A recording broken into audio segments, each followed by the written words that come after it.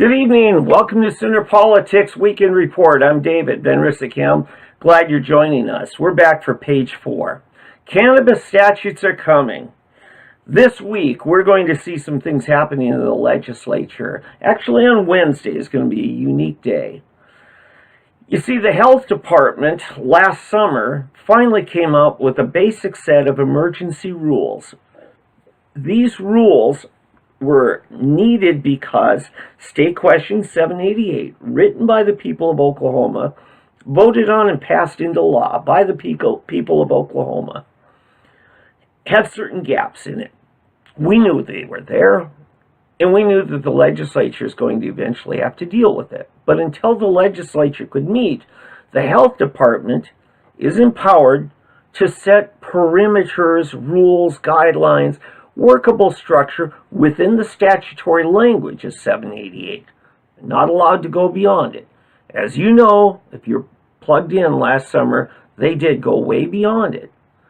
Our Attorney General, Mike Hunter, did a fine job of giving them guidance when they asked him, and they got back on course. And I commend Mike Hunter for doing a fine job in his role there.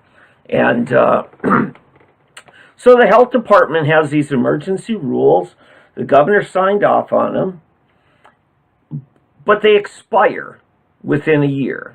So by the end of this summer, all of these rules that enable us to have an orderly program are going to end. That means our legislature has to come up with a set of statutory language that continues certain stability and certain order in this. Well, I was invited to collaborate with a number of people who've been advocates for this expansion in homeopathic medicine in Oklahoma late last summer to come up with some language on this. I reviewed some things, had a couple of suggestions in there, but I didn't have a very big role in it at all. More so as just they bounced ideas by me, a few of the people in this group. But this is a group of people that all had invested themselves in it. Included the author, included trade organs. I say the author of State Question 78, Mr. Chip Paul of Owasso. So, and they came up with what we called the Unity Bill. That was things that everybody who was invested in this, whether they were a patient, whether they were a physician, whether they were somebody who is going to help provide the medicine, growers, producers, processors, and distributors, if you will, dispensaries, and researchers, laboratories, testing, all of that was in there. Well, they didn't act on it. We were in the middle of a re-election, and there were a number of things going on, and they decided, you know what, this is good enough. We can wait on the rest of it, and now here we are. So this Wednesday, this group, Bicameral Interim Study on Medical Marijuana, yes, some have called it the Joint Commission, they had met. Now they're going to meet this Wednesday morning, and I think there's going to be a discussion of this and then an up or down vote. Will this committee, will this interim study group recommend to the broader legislature for passage of this? This is a group of senators and state representatives. There's a few from the interim study that won't be there. One in particular, I'm thinking, Steve Copeland, Democrat leader, because he was later defeated in the general election. But other than him, I think everybody else is still on board.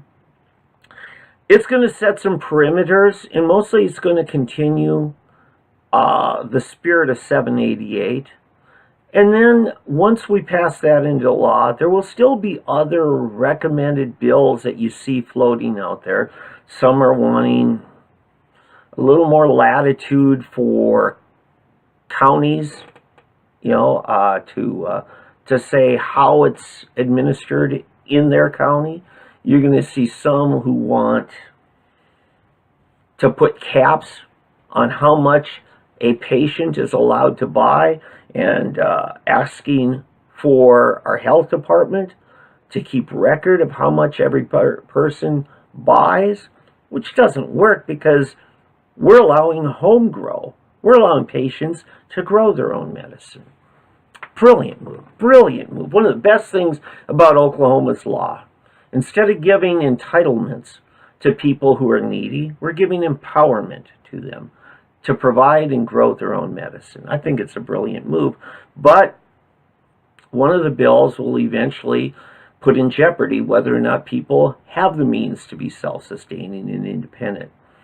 There's going to be a few other things that try to chip away on what conditions, for instance, can be treated with cannabis medicine.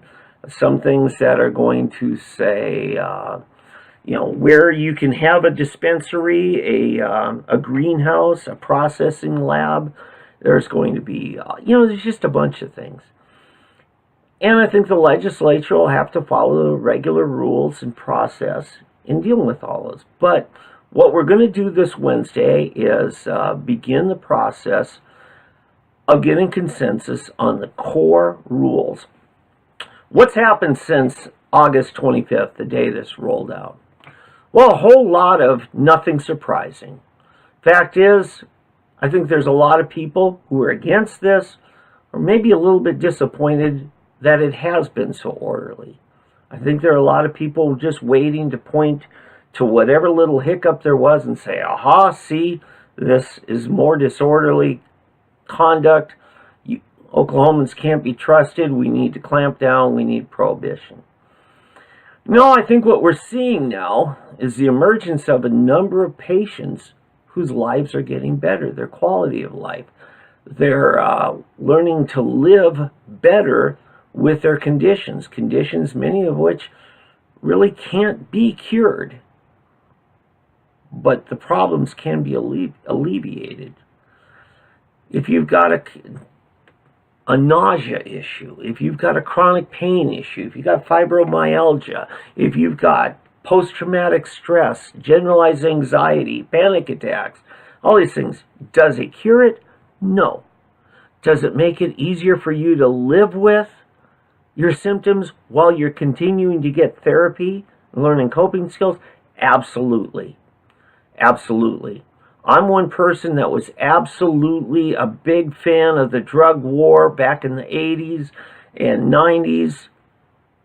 As recent as 6 years ago, I was stuck on the drug war, which is a big failure, and it's been a costly failure. And it's time we start addressing people's issues and maybe try to be a little bit of help to them instead of being ready to throw them in jail and say, you bad, bad, bad, bad, bad person. So I'm excited about this. I know that puts me at odds with maybe you or maybe some other people you know. But this is who I am. This is what I believe.